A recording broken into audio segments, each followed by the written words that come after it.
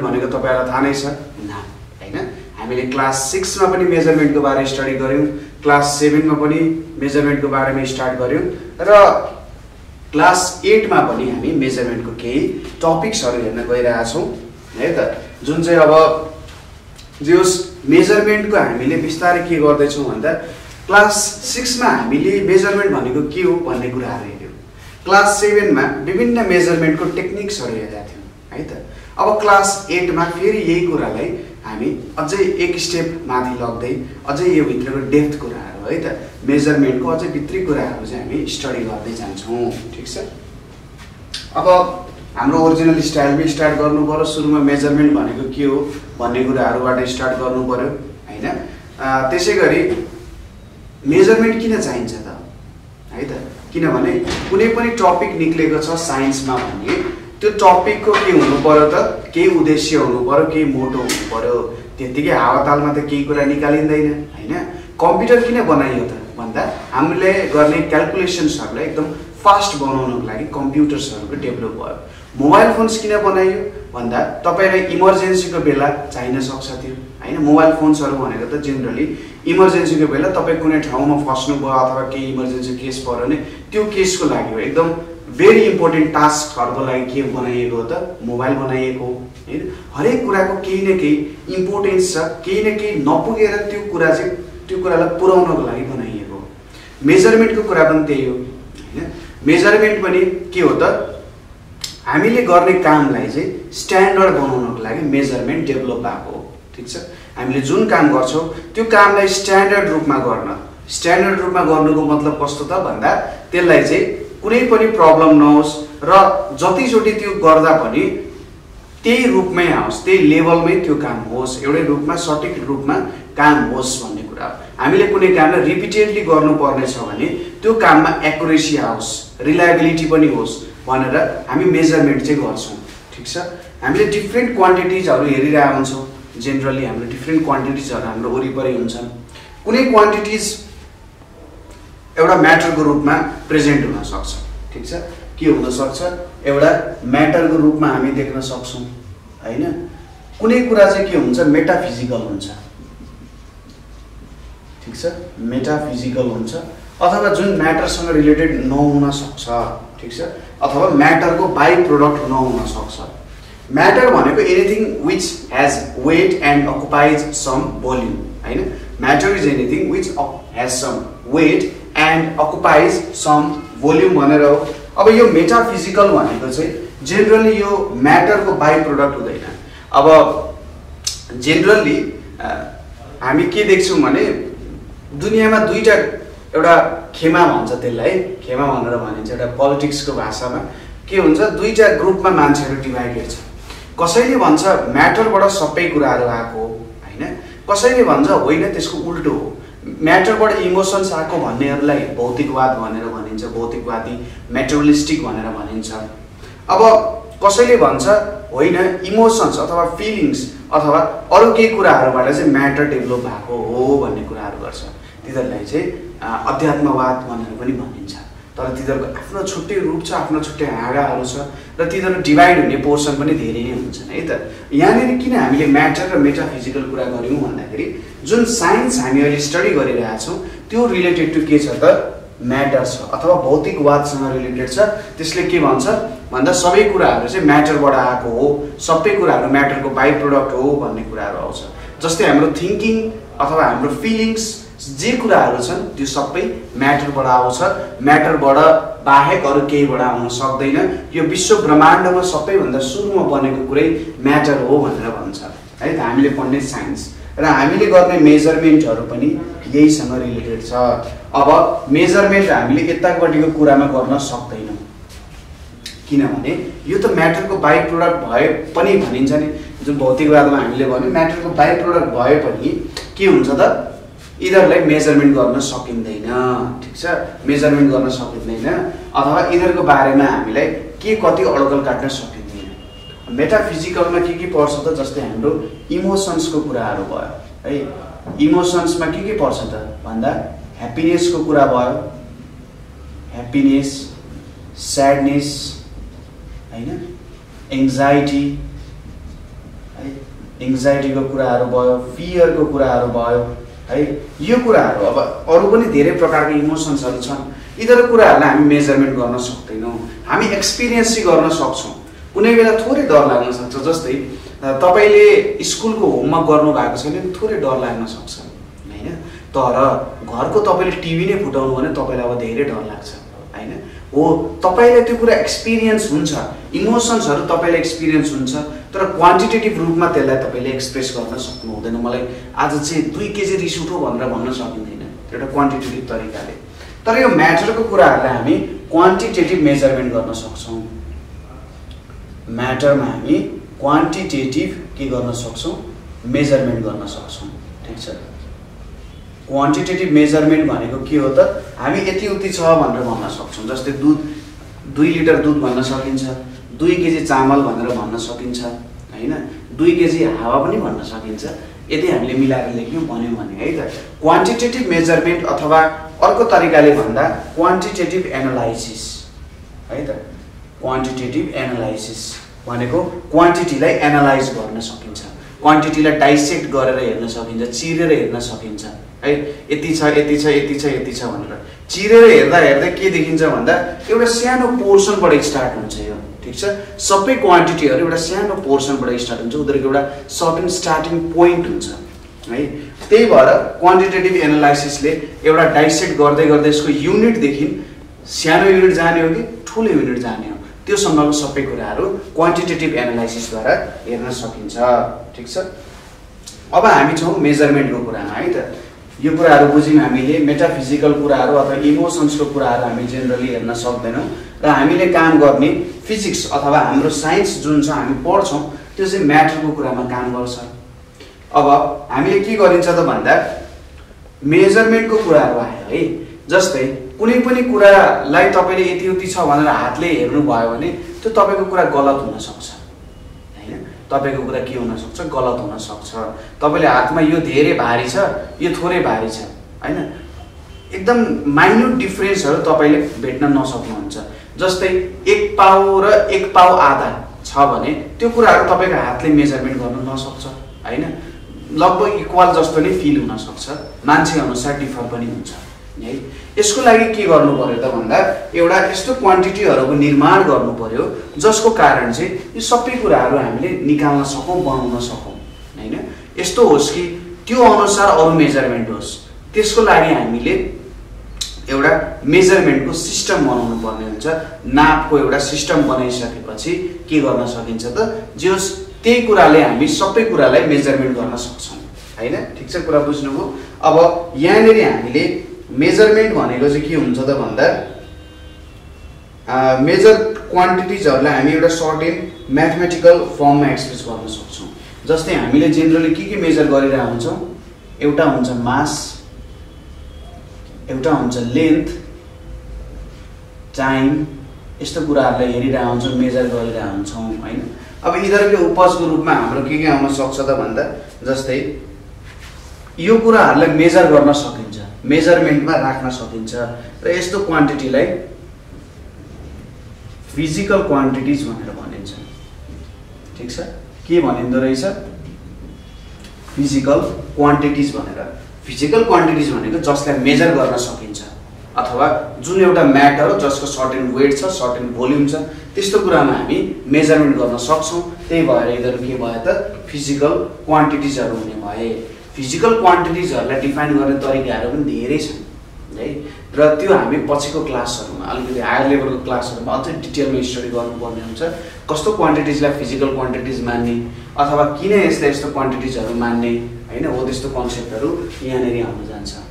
Physical quantities भनेको अहिलेको लागि यति हामीले बुझ्न सक्छौँ कि यस्तो quantities that can be measured. ठिक छ। फिजिकल क्वान्टिटिजलाई के गर्न सकिन्छ, मेजर गर्न सकिन्छ र एउटा सर्टेन म्याथमेटिकल फर्ममा एक्सप्रेस गर्न सकिन्छ। मेजर गर्न सकिन्छ र एउटा सर्टेन म्याथमेटिकल फर्ममा एक्सप्रेस गर्न सकिन्छ भने त्यस्तो क्वान्टिटिजलाई हामी फिजिकल क्वान्टिटिज भनेर भन्छौँ। ठिक छ। यति कुरा बुझ्यो।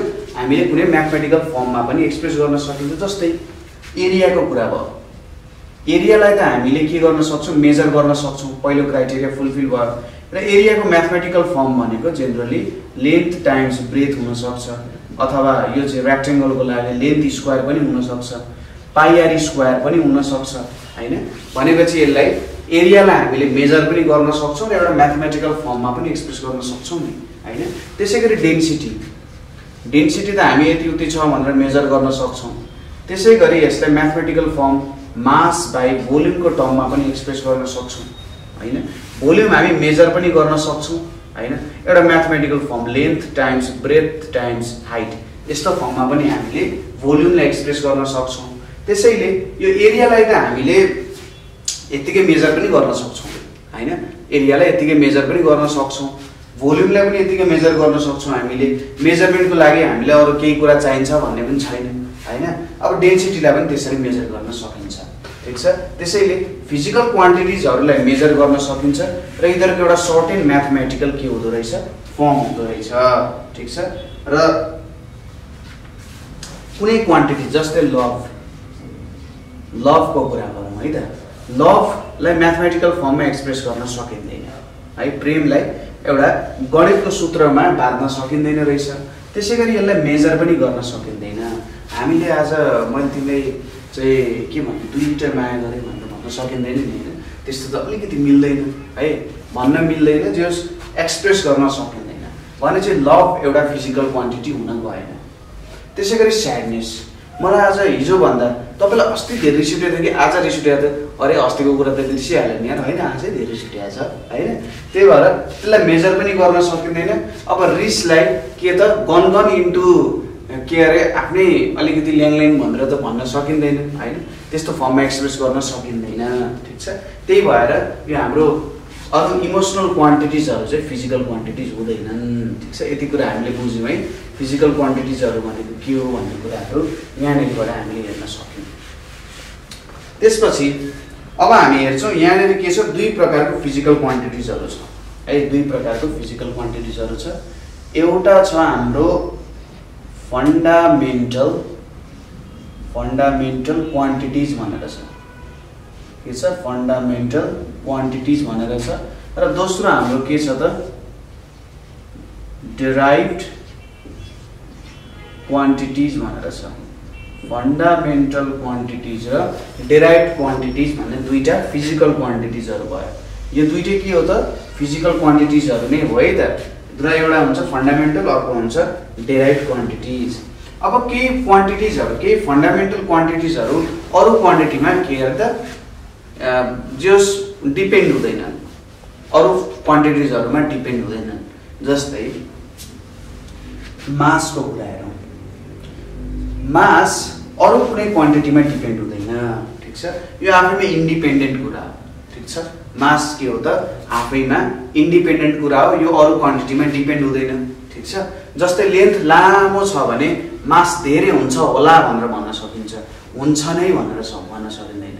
धेरै समयसम्म मैले केही कुरालाई राखे भने त्यो मास के हुन सक्छ, बढ्न सक्छ, घट्न सक्छ, तर टाइम अनुसार होइन। त्यहाँनेरि मैले केही पनि चेन्ज ल्याइन, इन्भाइरोमेन्टमा केही चेन्ज ल्याइन भने त्यसमा केही चेन्ज आउँदैन। कुनै पनि क्वान्टिटीमा मास चाहिँ डिपेन्ड गर्दैन। त्यसैगरी लेन्थ, लम्बाइ, लेन्थ पनि कुनै पनि क्वान्टिटीमा डिपेन्ड भएको देख्नु भएको छ छैन। मास धेरै हुने बित्तिकै लेन्थ धेरै हुन्छ त हुँदैन नि कहिले पनि त्यस्तो त, ठीक छ। मास धेरै हुने बित्तिकै लेन्थ धेरै हुँदैन। र टाइम बढोस् अथवा घटोस् लेन्थमा केही पनि चेन्ज आउँदैन हैन। लेन्थ पनि कुनै क्वान्टिटिजमा डिपेन्ड नहुने रहेछ। त्यसैगरी टाइम मास बढोस् लेन्थ बढोस्, मास घटोस् लेन्थ घटोस्, जे सुकै होस्, टाइम आफ्नै गतिमा चलिरहेको हुन्छ। जहिले आफ्नै गतिमा चल्दैन, जे होस् अहिलेको लागि हामीले के बुझ्न सक्छौं भने टाइम आफ्नै गतिमा चल्छ अथवा चल्न सक्छ भनेर पनि भन्न सकिन्छ। तपाईको एउटा अब्जर्भर कसले अब्जर्भ गरिरहेछ उ अनुसार एउटै गतिमा चलिरहेको हुन्छ है टाइम भन्ने कुरा। त्यही भएर टाइम पनि केही अरु क्वान्टिटीसँग डिपेन्ड हुने भएन, ठीक छ। यो भनेको चाहिँ हाम्रो के हो फन्डामेन्टल क्वान्टिटिजहरु।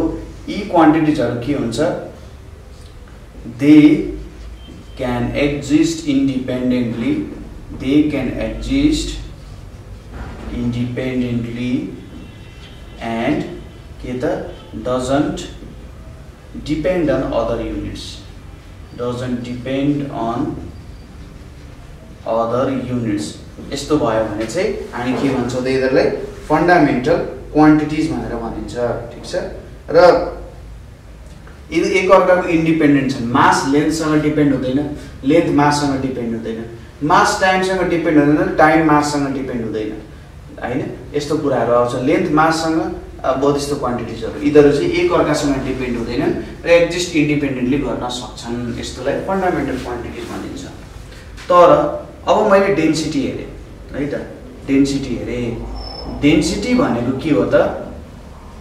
मास अपन भोल्युम हैन। डेन्सिटी भनेको मास अपन भोल्युम हो। अब हामीले मास अपन भोल्युम गर्यौँ भने हेर्नुस् त, डेन्सिटी त मास र भोल्युममा डिपेन्डेन्ट रहेछ। अब फेरि भोल्युमलाई हेरौँ। भोल्युम भनेको त length into breadth into height हो। भन्छ तीनवटा लेन्थको क्वान्टिटीमा डिपेन्डेन्ट रहेछ यो। ठिक छ। भोल्युम आफै तीनवटा लेन्थको क्वान्टिटीमा डिपेन्डेन्ट रहेछ। कुनै एउटा क्वान्टिटी हामीलाई थाहा भएन भने हामी भोल्युम झिक्न सक्दैनौँ हैन। के भयो त? हाम्रो भोल्युम भनेको तीनवटा लेन्थको क्वान्टिटीमा के रहेछ?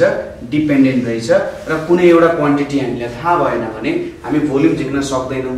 त्यसै गरी डेन्सिटी भनेको त मास बाई भोल्युम। सुरुमै हाम्रो भोल्युमै तीनवटा क्वान्टिटिजमा डिफाइन भइसक्यो। भन्छ डेन्सिटी त चारवटा क्वान्टिटीमा डिटरमाइन भयो। हेर्नुहोस् त, यदि हामीलाई मास थाहा छैन भने हामी डेन्सिटी थाहा पाउन सक्दैनौँ, कुनै हालतमा पनि सक्दैनौँ। र हामीलाई भोल्युम थाहा छैन भने पनि हामी डेन्सिटी थाहा पाउन सक्दैनौँ। त्यो एउटा प्रब्लम हो है त। भोल्युम थाहा छैन भने पनि डेन्सिटी थाहा पाउन सकिँदैन र मास थाहा छैन भने पनि डेन्सिटी हामीले थाहा पाउन सक्दैनौँ। भनेपछि यो डेन्सिटी भन्ने क्वान्टिटिज हुन्छ त्यो चाहिँ मास र भोल्युमसँग रिलेटेड रहेछ है त। डेन्सिटी भन्ने क्वान्टिटी चाहिँ मास र भोल्युमसँग के रहेछ? रिलेटेड कुरा रहेछ।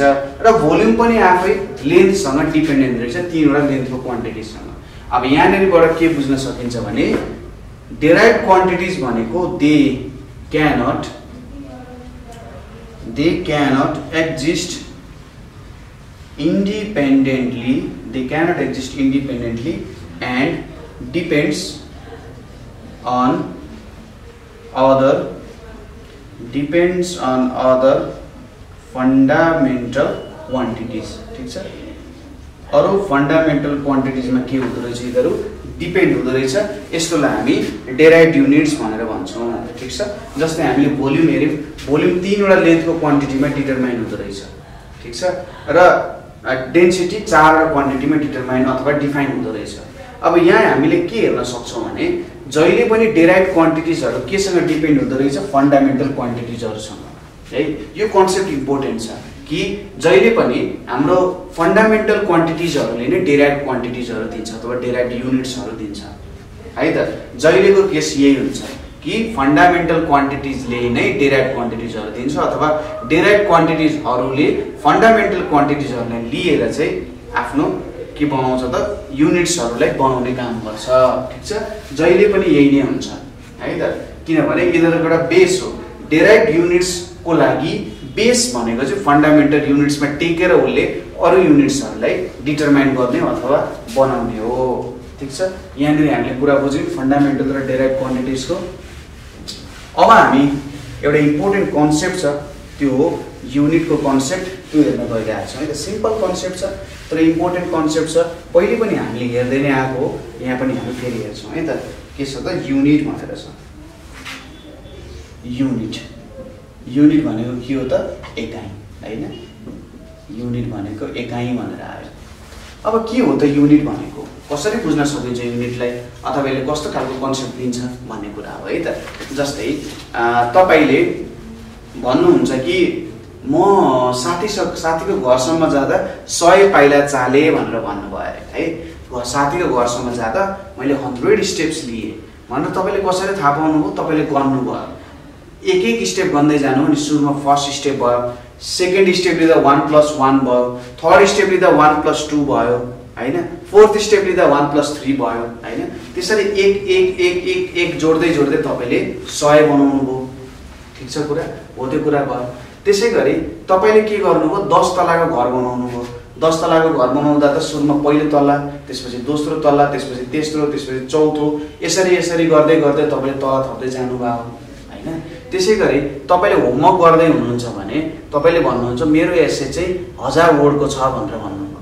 अब त्यहाँनेरि पनि हेर्नुस् त पहिलो वर्ड दोस्रो वर्ड तेस्रो वर्ड गन्दै गन्दै जानुभयो नि त्यहाँ तपाईले स्टार्टिङ पोइन्ट केलाई राख्नुभयो 1 लाई राख्नुभयो 1 लाई 1 मा 1 जोड्दै 2 1 मा 2 जोड्दै 3 यसरी 1 1 1 1 1 जोड्दै जानुभयो ठीक छ यो कुरा हाम्रो के हो त युनिट भयो युनिट भनेको जहिले पनि केही कुराको एउटा स्टार्टिङ पोइन्ट जस्तो रूपमा बुझ्न सकिन्छ कुनै पनि हामीले कुरालाई स्टार्टिङ गर्नु पर्यो भने एउटा सर्टेन रूपमा स्टार्ट गर्नु पर्यो भने पोइन्टको रूपमा भन्न सकिन्छ यसको सबैभन्दा अर्को राम्रो एक्जाम्पल के हुन्छ भने सपोज मसँग यतापट्टि एउटा हात्ती छ एलिफेन्ट यतातिर एउटा ह्युमन छ एलिफेन्ट र ह्युमन छ अब हामीले के थाहा छ एलिफेन्टको वेट चाहिँ ग्रेटर देन ह्युमन हुन्छ हैन एलिफेन्ट त हात्ती त मान्छे भन्दा obviously धेरै त्यसको वेट हुन्छ हैन उसको वेट धेरै हुन्छ तर कतिले धेरै हुन्छ भनेर भन्नु पर्यो हामीले त्योसँग पनि एउटा कन्सर्न छ नि त कतिले धेरै छ त हात्तीको वेट भनेर थाहा पाउनु पर्यो अब यसको लागि हामीले के गर्छौं भने एउटा युनिट भनेर डिटरमाइन गर्छौं अथवा एउटा यस्तो क्वान्टिटी राख्छौं युनिटलाई एकैछिन भनौँला एउटा यस्तो क्वान्टिटी राख्छौं जसले चाहिँ 1 भनेर डिटरमाइन गर्छ ठीक छ सपोज 1 भनेर आयो एउटा क्वान्टिटी अब हामीले के गर्छौं सपोज अथवा यो क्वान्टिटी r छ अरे है r भनेर मानौं यो r भन्ने क्वान्टिटी सँग एलिफेन्ट कति ठुलो छ भनेर हेर्छौं ठीक छ यतापटि हामीले r राख्यौं यतापटि एलिफेन्टलाई हेर्यौं भने सपोज यो 50r भयो रे र ह्युमनको वेट 10r भयो रे अब यहाँबाट हामीले के थाहा हुने भयो त एलिफेन्ट चाहिँ 5 टाइम्स मोर के हुँदो रहेछ वेट हुँदो रहेछ ह्युमनको भन्दा के हुँदो रहेछ ह्युमनको भन्दा 5 टाइम्स यसको मोर वेट हुँदो रहेछ ओ यहाँनेरि हामीले जुन एउटा क्वान्टिटी डिटरमाइन गर्यौं र यहाँनेरि हामीले के गर्यौं मेजरमेन्टको काम गर्यौं कि गरिन कम्पेरिजन गर्यौं कि गरिन यो 50r कसरी भयो भन्दा सपोज बीम ब्यालेन्स छ अरे मैले यसरी बीम ब्यालेन्स राखेर एकतिर हात्ती राखे अर्कोतिर वेट r छ अब r मा अर्को r जोड्दै कति बेला ठ्याक्कै ब्यालेन्स हुन्छ त ठीक छ कति बेला चाहिँ ठ्याक्कै यो ब्यालेन्स हुन्छ त्यति नै बेला मैले के लेखे त 50r मा चाहिँ ब्यालेन्स हुँदो रहेछ त्यही भएर यो 50r भयो एलिफेन्टको वेट यो चाहिँ 10 वटा r यहाँनेरि 10 वटा r राख्दाखेरि ठ्याक्कै ब्यालेन्स हुँदो रहेछ हैन ओ यो कुराले हामीले के सजिलो बनायो त भन्दा हामीले यो पहिले नै थाहा थियो कि qualitatively elephant has more weight than human तर अब हामीले क्वान्टिटीको रूपमा पनि के थाहा पायो त भन्दाखेरि एलिफेन्टको वेट ह्युमनको भन्दा 5 टाइम्स नै मोर हुन्छ र यसले ज्यादा इन्फर्मेसन दिने भयो नि त हैन अब कुनै मान्छेले हात्ती बोक्नु पर्यो भने के गर्नुपर्छ अथवा हात्तीलाई कसरी चलाउनु पर्छ हो त्यस्तो कुरा बुझ्नु पर्यो भने यो कुराले अझै धेरै हेल्प गर्यो नि त त्यसैले यहाँनेरि एउटा जुन क्वान्टिटी छ है यो क्वान्टिटीले हामीले त्यसमा हेल्प गर्ने भयो ठीक छ यो क्वान्टिटीले हामीले त्यसमा हेल्प पनि गर्यो है त अब यही कुरालाई हामी के भन्छौं त युनिट भनेर भन्छौं ठीक छ अब यो r भन्ने युनिटले त अरु कुरा पनि हेल्प गर्छ नि मैले एलिफेन्टको साथ डग लिने हो र ह्युमनको साथ कार लिने हो भने पनि